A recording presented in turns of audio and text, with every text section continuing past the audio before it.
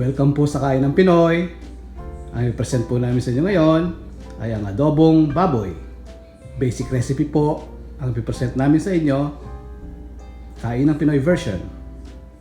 Ito po ang ating mga gagamitin.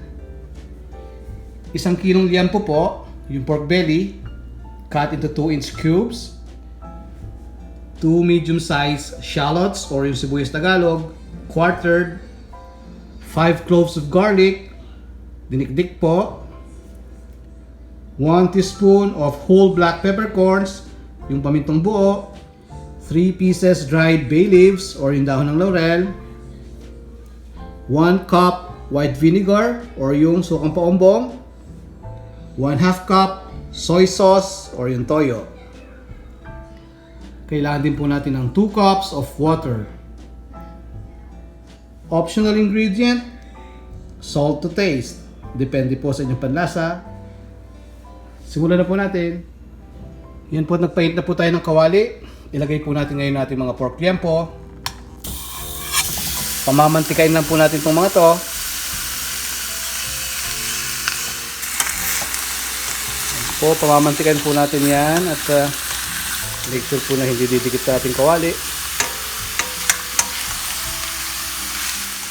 Marami pong versions ng adobo at ito po ang version namin.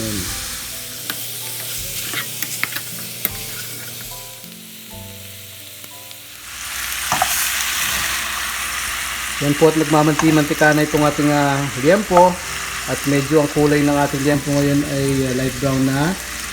Pwede na po natin ngayon ilagay yung ibang mga ingredients. Ilagay na po natin yung sibuyas, bawang, yung dahon ng laurel, yung pamintang buo,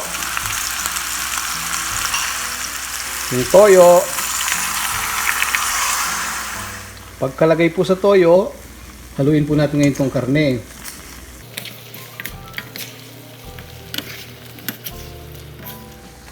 Kapag nahalo na po yung karne sa toyo, ilagay na po natin ngayon ng suka, yung tubig, at pakukuluan po natin ito. Huwag po ninyong tatakpan at haluin ngayon.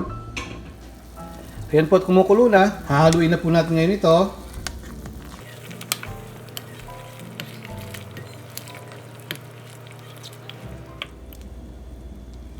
Yan pagkahalo po, atin po itong tatakpan. At hinaan po natin itong apoy. And let it simmer for 1 hour o hanggang lumambot po itong ating karne.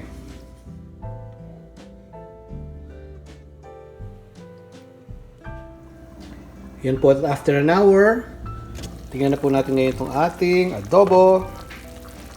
Wow! Check na po natin ngayon kung malambot na. Ayun, malambot na ho ang ating karne. Yan. Pwede na po natin ilagay ngayon yung ating asin. Pero akma po sa inyong panlasa. Nasa inyo po kung maglalagay kayo ng asin. Ayan po. Ayos na po yan. Kuloy lang po natin ng konti. Yan. In a couple of minutes po, pwede na po natin itong i-serve. Yummy! So, heto na po ang ating finished product para sa ating adobong baboy. Ang aming basic recipe for adobo galing sa Kainang Pinoy. Maraming salamat po muli sa pagtangkilik sa Kainang Pinoy palagi. Hanggang sa muli po. Tara na pong kumain!